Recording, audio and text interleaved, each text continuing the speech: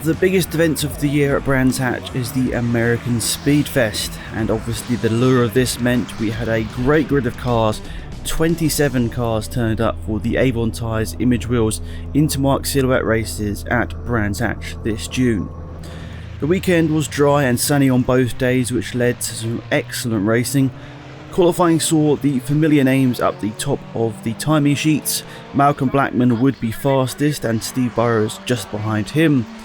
The Smith brothers, Lewis and Daniel, would be just behind them, and Colin Smith was right up there as well. It was also great to see Mark Sear back out there in his Ginetta. He qualified within the top 10 too. So your qualifying order for this race here at Brands Hatch will be Blackman on pole ahead of Burrows, both of the Smith brothers, followed by Colin Smith, Dave York, Paul Knight, Danny Smith, and the leading senior runner Phil Spinks. He was in 9th overall, with Mark Sear in 10th and Keith White the second fastest Intermarque senior runner in 11th. Next would be Eric Bolton, followed by the double Hun entry, followed by Mick Robertson, Thurley, Loram, Young, Smith, Aprigliano, Fresmand, Beardsmore, Blackford, Stewart, Volkertim, Danny Russell, and in 27th place, with a few issues in qualifying, would be John Price.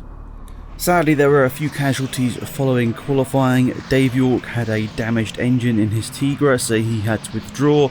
Volkertim had gearbox issues in his Audi, which meant he missed race 1 but would make the second. This was thanks to a very kind offer from Ricky Hun, who loaned him an engine for race number 2.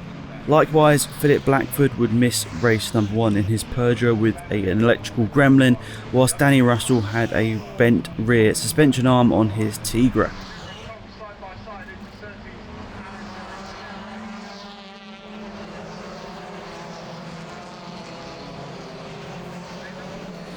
Race number 1 would see a very orderly start as everyone completed the rolling lap in tight formation. Early on it would be Blackman leading Burrows, with Lewis Smith, Daniel Smith and Paul Knight just behind. Then on lap number 3 the safety car would arrive. Simon Smith's car had granted to a halt at Paddock Hill Bend, facing the wrong way. After 2 laps behind, the safety car would get racing once more, with Blackman maintaining a narrow lead over Burrows. Unfortunately, Lewis Smith would retire on lap number 7 with more engine issues, continuing his run of bad luck this season. Meanwhile, we had Colin Smith and Keith White battling up towards the front, with Knight in there as well. A great battle for 4th position on the road. Just behind them, there was another great tussle between Spinks and Danny Smith. They were soon joined by Mike Thurley, who had made good progress from 15th place on the grid after a less than ideal qualifying session. As usual, there were so many battles happening out on track, it was hard to know where to look next. At the front of the field, we had Daniel Smith starting to put pressure on Steve Burrows at the front, as they both tried to slipstream Blackman to get past him as we came to the closing stages of the race. In the end, it would be Blackman taking the victory, but a very slim margin over Steve Burrows in second, just 0.2 of a second, and Daniel Smith was just behind him to make that even more interesting across the line. Colin Smith had been fast throughout, and he managed to make a good overtake on Knight.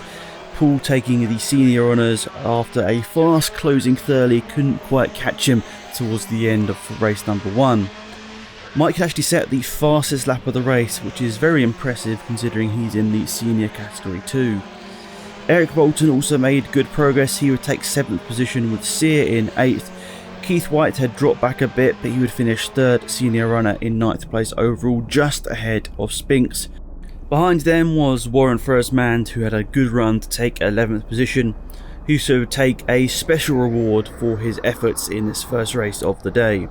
Colin Smith would also take a special reward. He took the driver of the first race of the day and the driver of the day on Saturday, as the second race would be on Sunday. So your results from the first race of the American Speedfest weekend will be Malcolm Blackman winning by just over 0.2 of a second over Steve Burrows. Daniel Smith would be in 3rd ahead of Colin Smith and Paul Knight.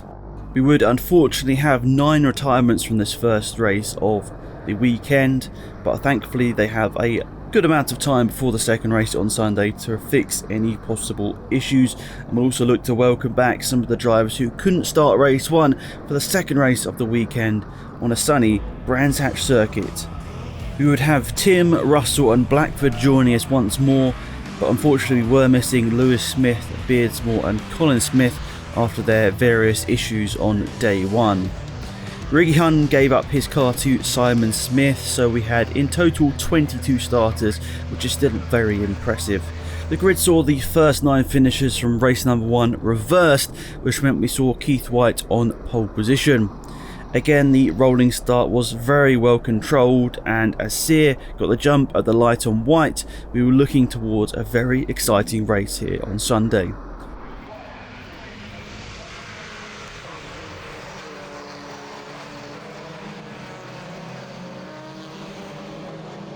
Like the previous day, there was a spinner at Paddock Hill Bend as Aprigliano would go into the gravel. This would unfortunately mean a safety car once more to remove the stricken Peugeot from the gravel.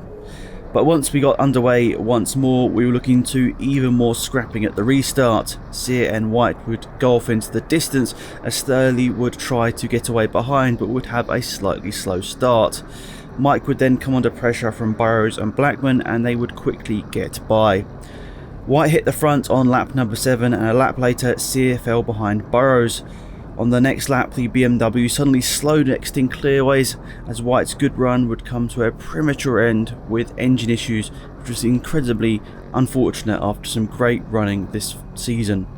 This would leave Burrows in the lead with Blackman now in second place with Sear defending third position from a fast moving pack behind containing Bolton, Daniel Smith, Thurley and Knight. Behind them was another close group headed by Spinks ahead of Robertson, Danny Smith and Young. The Intermarque silhouettes never failed to disappoint and we were expecting yet another very close finish here at Brands Hatch. As the last lap board appeared, Burrows was under huge pressure from Blackman. At Druid's hairpin it all got very close and somehow the Reg Tigra had emerged in front to take another dramatic win here at Brands Hatch. Meanwhile, in third position will be the squabble that will be just as exciting. Mark Sear was third starting the last lap of the race, but he would lose out on the last lap of the race, Bolton squeezing through, also allowing Daniel Smith and Thurley to get through as well. Knight would have a fantastic view of this, finishing on the road in 7th position. This group was less than 2 seconds covering the first to last in group, which was truly spectacular to see crossing the line. So to run down the order here at Brands Hatch, it was a Malcolm Blackman win, this time by an extended margin of just 0.3 of a second here. Eric Bolton would finish third place on the road, a great run from him. Daniel Smith would finish 4th place with Mike Furley finishing in 5th place, also being the leading senior runner. Mark Sear had a great run, unfortunately the last lap would see him lose his podium, but still 6th place on the road, 5th in class was still very impressive. Behind him would be Paul Knight, Philip Young, Mick Robertson, Ricky Hunn, Brian Laram, John Stewart, Simon Smith, Volker Tim, John Price, Phil Spinks, Danny Russell and Philip Blackford. And unfortunately we would have a couple of DNFs to go along with that. Danny Smith retired after 13 laps, not quite being able to be classified here at Brands Hatch.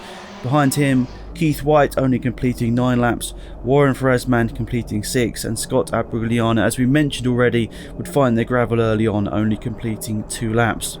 Your fastest laps within each class would be Malcolm Blackman completing a best lap on lap number 12, a 49.934, and within the seniors it will be Paul Knight taking the fastest lap, so a double Vauxhall Tigra fastest lap here within both classes. Knight's fastest time will be a 50.754, so very close up the front, even though we'd have to say Blackman and Burrows did seem to be in a bit of a class of their own out front this weekend. It was also a Vauxhall Tigra 123 in this second race of the day. What a fantastic weekend at Brands Hatch with the American Speedfest. On day 2 it would be Mark Sear getting the driver award for the driver of the race, whilst Ricky Hunn, Scrapco team in conjunction with Volker Tim received a special prize thanks to their generosity in allowing the German driver to get back out here for the second race at the American Speedfest. A fantastic weekend and a great advert for this series, which is continuing to grow and show great potential. We'd also like to mention that it was good news regarding the incident in the vehicle tunnel after race number 2, which saw Bolton's air filter catch fire. It was all a bit alarming and shocking, but fortunately the driver was okay and the car was not too badly damaged. We hope we see Eric back out with us very soon, and thanks to him for the good racing and good action all weekend. He put in some of his best performances with us so far this year. A massive thank you to everyone that managed to put together this weekend at Brands Hatch. It was a truly special one that the club will remember for a very long time. A massive thank you to all the drivers for participating, providing some great, close, exciting racing. And also to their teams and family members who made sure they get out on track and enjoy themselves. And also a massive thanks to the CMMCS board and committee and everyone involved who managed to put together this special event, getting themselves once more on this big weekend at Brands Hatch. We'll hope we'll be back in 2023. Thank you for tuning in. Be sure to see in a few weeks' time our report of the TinTops and Super Saloons, which will head to Brands Hatch for their weekend of racing with the BRSCC. Thank you to Lee Sutton for this magnificent race report, and also to Photo JCS who put together all the video this weekend. We'll see you in a few weeks' time for the next report. Goodbye.